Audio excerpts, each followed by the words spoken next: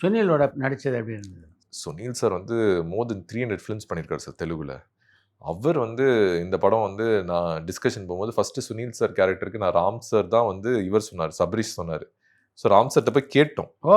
சார்ட்ட கேட்டோம். சார் வந்து அப்ப 7 கடல் 7 மலை ஆமா. அந்த படம் ஷூட் இருந்தது. ஸோ டேட் கிளாஷ் இருந்தது. அப்புறம் ஜெயிலர்ல சுனில் சார் இருந்தனால நான் த்ரோ பண்ணேன். இந்த மாரி சபரீஷ்ட்ட சுனில் சார் பண்ணா எப்படிங்க? சூப்பரா இருக்குங்க அப்படின்னு சுனில் சார் கான்டாக்ட்டுங்க அப்படின்னாரு. அப்புறம் நான் கான்டாக்ட் வாங்கி கொடுத்தேன். Then we approach Sunil sir. Sunil sir வந்து கதை கேட்டோனே இவ்வளோ 300 ஃபிலிம்ஸ்ல ம். இந்த மாரி கேரக்டர், இந்த மாரி ஸ்கிரிப்ட் என் லைஃப்ல நான் பார்த்ததில்ல. அடடா! பட் இது என் வீட்டுக்கு தெரிஞ்சா என்ன கொன்னுடுவாங்க. பட் ஆனா இத நான் பண்ணியே ஆகணும். என்ன தவிர நீ யாருமே இதுல போடக்கூடாது அப்படின்னு டைரக்டர்ட்ட சொல்லி அப்படிதான் சார் உள்ள வந்தாரு ஆக்சுவலா. சுனிலுடைய வளர்ச்சியே வித்தியாசமானது. ஆமா சார். காமெடியனா ஸ்டார்ட் பண்ணி ஹீரோவாயி ஹீரோவாயி இன்னைக்கு இவ்வளவு பிராண்டட் வில்லனா திருப்பி ஆமா.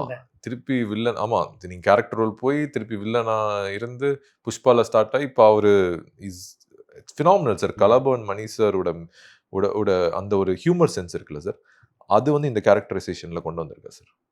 அவர் வந்து வொர்க் பண்றாரு சார் பயங்கரமா.